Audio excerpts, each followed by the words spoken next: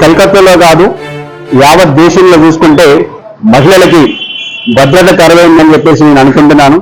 ఎందుకంటే కలకత్తాలో జరిగిన ఘటన మీద చూసుకుంటా ఉంటే మనం ఏదైతే ఉందో వాస్తవాలు కొన్ని మాత్రం బయట పెట్టారు, ఇంకా పూర్తి వాస్తవాలు బయట పెట్టాల్సినటువంటి అవసరం ఉంది. ఎందుకంటే ప్రతి ఒక్కరు కూడా ఈ యొక్క అంశం మీద చర్చించుకుంటున్నారంటే కలకత్తాలో జరిగిన ఘటన మీద ఎంత సీరియస్గా ఉన్నారంటే కోపాన్ని ఒక్కసారి ప్రజలకు వదిలేసి నా మూకుల్ని ప్రజలు శిక్షిస్తారు. చట్టాలు ఏదైతే రూపొందించి వారిని ఎంపీల పేరు మీద రోజులు గడిపించి వాళ్ళని జైలేసి మేపకండి దయచేసి అడుగుతున్నాము. రాష్ట్ర పెద్దల్ని, దేశ పెద్దలు, ప్రతి దేశంలో ఉన్నటువంటి ప్రతి ఒక్కరిని మేము అడుగుతా ఉన్నాము. అయ్యా వారిని జైలుకి తీసుకుపోయి వాళ్ళని రాజవైభవంగా ఇవ్వకండి. 24 గంటల్లో వాడిని ఉరి తీయండి. బహిరంగంగా ఎక్కడైతే సంఘటన జరిగిందో అక్కడ ఉరి తీయండి. ఉరి తీసి ఇలాంటి సంఘటనలు జరగకుండా ఉంటది.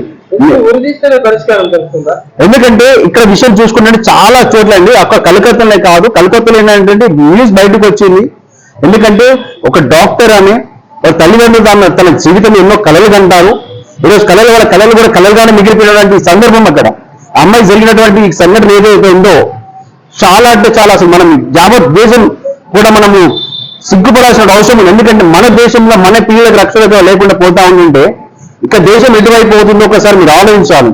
ఎందుకంటే ఇలాంటి మూటలందరూ కూడా ఏం జరుగుతుందంటే పక్క దేశాల నుంచి డ్రగ్స్ సప్లై చేస్తా ఉన్నారు. మనం రోజు చూస్తా ఉన్నాము 24 గంటల టీవీలలో డ్రగ్స్, గంజాయి, మాదక ద్రవ్యాలు, అనేక రకమైన మాదక ద్రవ్యాలు రావడం వల్ల వాళ్ళు విచక్షణ కోల్పోయి మానవ మృగాలుగా ప్రవర్తిస్తున్నారు.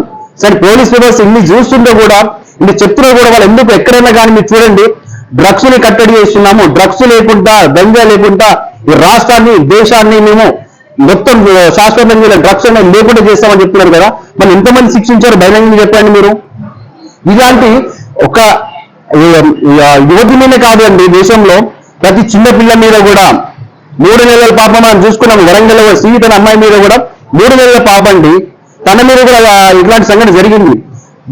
ముసలి మీద కూడా వెళ్ళట్లేదు. ఈ దేశంలో ఉన్నట్టు దుర్మార్గులు కొంతమంది ఎవరైతే ఉన్నారో వాళ్ళని ఖచ్చితంగా మీరు ఉరి శిక్షణ వేస్తే ఏమైతుందంటే ఇంకొక ప్రాణ భయం కోసమని వాడు ఖచ్చితంగా వాడు దారిలో ఇలాంటి మారేటువంటి అవకాశం ఉంది. మేము ఒక విషయం అడుగుతున్నామండి, మీరందరూ కూడా ఈ దేశంలో ఉన్నటువంటి ప్రతి ఎమ్మెల్యే, ఎంపీ, లీడర్లు, ప్రజాస్వామ్య మనుషులు ప్రతి ఒక్కరు కూడా కూర్చొని ఈ యొక్క ఆడపిల్ల జరిగిన చట్టం ఏదైతే ఉందో కొత్త చట్టం, నిర్భయ చట్టం తీసుకొచ్చారు కదా, అది మార్చి ఒకటే చట్టము ఒకటే ఉండాలి. మరణ శిక్ష తప్ప ఇంకో ఆప్షన్ లేకుండా వేయండి. లేకపోతే మీకు శిక్షించడం రాకపోతే మా మధ్యలో వేయండి, మేము వాడికి శిక్ష ఇస్తాము, వాడికి తప్పు చేసిన వాడికి శిక్ష ఇస్తాం. ఇది చివరిగా చివరిగా ఇదే ఘటన జరిగింది, ఇదే అయిపోవాలి, ఇక్కడితో ఆగిపోవాలి విషయము. ఎందుకంటే ఆడపిల్లల తల్లిదండ్రులు ఎవరైతే ఉన్నారో పిల్లల్ని బయటికి పంపించాలంటే భయపడుతున్నారు. ఈరోజు చదువు పిల్లలంటే భయపడుతున్నారు. ఈరోజు అంతరిక్షంలో పోయినటువంటి ఉమెన్స్ మనం చూసి రోజు గర్వపడుతున్నాం. మనము ఈరోజు బయట పంపి గడప దాటి బయటకు పంపించేటువంటి భయపడే పరిస్థితి వచ్చిందంటే మనం భద్రత లోపం ఎంత పడిపోయినా మనం చూసుకోవచ్చు ఇక్కడ. సో ఇలాంటి వాటి మీద ఖచ్చితంగా మేము ఒకటే అడుగుతున్నామండి, ఈ యొక్క సంఘటనకు సంబంధించి ఒక ప్రభుత్వం బాధ్యత వహించి కాలేజీలలో కానివ్వండి, మీ ఆఫీసుల్లో కానివ్వండి, ప్రతి మహిళకి ప్రొటెక్షన్ కల్పించే విధంగా మనమందరం నిలబడాలి. అందరికీ కూడా ఆ కాలేజీలో ఏంటంటే యాజమాన్యాలు వాళ్ళకి లక్షల కోట్ల ఫీజులు తీసుకున్నారు, కానీ కనీసం భద్రత ఏర్పాటు చేయలేకపోయినారని అడుగుతున్నారు. అక్కడ వాళ్ళని కోట్ల రూపాయలు ఫీజులు కడుతున్నారు మెడికల్ వాళ్ళకు కనీసం భద్రత లేదని అడుగుతున్నా అక్కడ నేను.